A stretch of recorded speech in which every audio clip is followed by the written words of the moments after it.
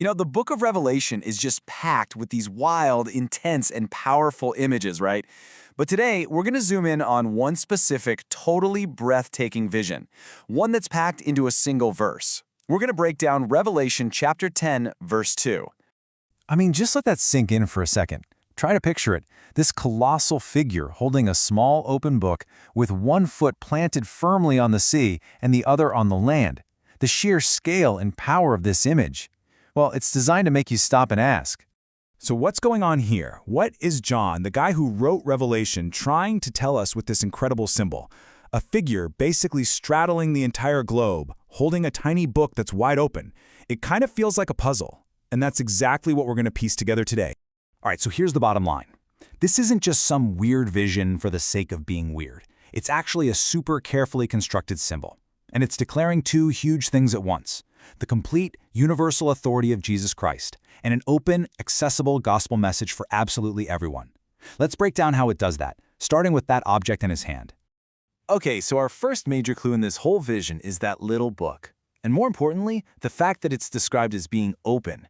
That one little word, it is an absolute game changer when you think about the rest of the book of Revelation. And you really have to see how different this is from something we saw earlier in Revelation. Remember back in chapter 5? There was a scroll that was sealed shut. It was this divine mystery that no one in heaven or on earth was worthy to open, except for the Lamb Jesus Christ. But here, the book isn't sealed at all. It's wide open. This signals a massive shift from a hidden mystery to a fully revealed truth. So what is this big revealed truth? Well, it's the gospel message, the mystery of God's plan for salvation. Sending his son as the final sacrifice for sin, it's not a secret anymore. Through Jesus' life, death, and resurrection, the book has been thrown wide open for anyone to read. The veil has literally been torn. And this idea of brand new, open access, it's all over the New Testament. The book of Hebrews talks about having boldness to enter by a new and living way. Jesus himself says, "I have manifested thy name," which basically means he made God known to us. And Paul in Romans just spells it out. This is for everyone because there's no difference between the Jew and the Greek. That open book is truly an open invitation. All right, so we've got the book. It's open, meaning the gospel is accessible to everyone. Check. But what about that incredible stance he's taking? This isn't just some cool, powerful pose. It is a symbolic claim of complete and total ownership. Think about it. When you plant your feet firmly on something, you're claiming it. So by putting one foot on the sea and the other on the land, this figure is basically shouting, without saying a word, "This is all mine." He is claiming total authority and rule over the entire created world. There is nowhere his dominion does not reach. And believe it or not, this idea wasn't new to the people reading this. This symbolism has these super deep roots way back in the Old Testament. Psalm 95 says it flat out. The sea belongs to God because he made it. So that stance on the sea is like a visual echo of this ancient claim of divine creation and ownership. And it's the exact same story for the land. Psalm 24:1 couldn't be clearer. The earth is the Lord's. So when you put those two powerful ideas together, a foot on the sea, a foot on the land, you get this unmistakable picture of someone claiming what is rightfully theirs because, well, they made it all.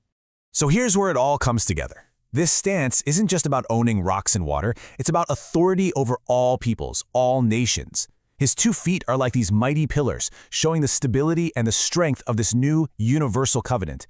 It's a direct fulfillment of the prophecy in Daniel that his dominion would be over all peoples. Okay, this is already pretty amazing, right? But it gets even better when we dig into the original Greek that this was written in. A couple of the key words in the original text make the meaning even more precise, even more powerful. So the word used for book here isn't just any word, it's biblaridion. It's what's called a diminutive, which is just a fancy way of saying little book. Now that word choice is so important. It tells us the gospel isn't some massive, scary, complicated rulebook. No, it's personal, it's accessible. It's something small enough to hold right in your hand. But wait, it gets even cooler. The word for open is aneogmenon, and the grammar here is just wow. It doesn't just mean the book was opened at some point. It means it was opened in the past and it remains open now. It's a completed action with a permanent, ongoing result. This access isn't temporary. It's now in a permanent state of openness. How cool is that? Okay, so we've looked at the book, we've looked at the stance, we've even geeked out a little bit on the original Greek. So let's pull all these threads together now and see the one unified message that this vision communicates so brilliantly. Let's just trace the logic here, step by step. It's actually super clear. You start with a little book, which points to a personal, accessible gospel. That little book is permanently open, which tells us this truth is fulfilled and always available. And this book is held by a figure standing on both land and sea, making a claim of total universal authority. You see? Each piece just builds on the last. So what's the final equation? It's simple, really. An open book plus a stance of total dominion over all creation. It all adds up to one powerful idea, a universal gospel under the supreme authority of Jesus, available for all people, everywhere, forever. It's one amazing picture that says it all.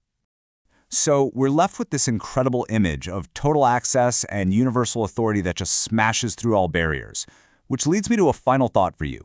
In a world that seems so obsessed with building walls, drawing borders, and creating divisions, how might this ancient symbol of universal access challenge the boundaries that we create in our own lives today? Something to think about.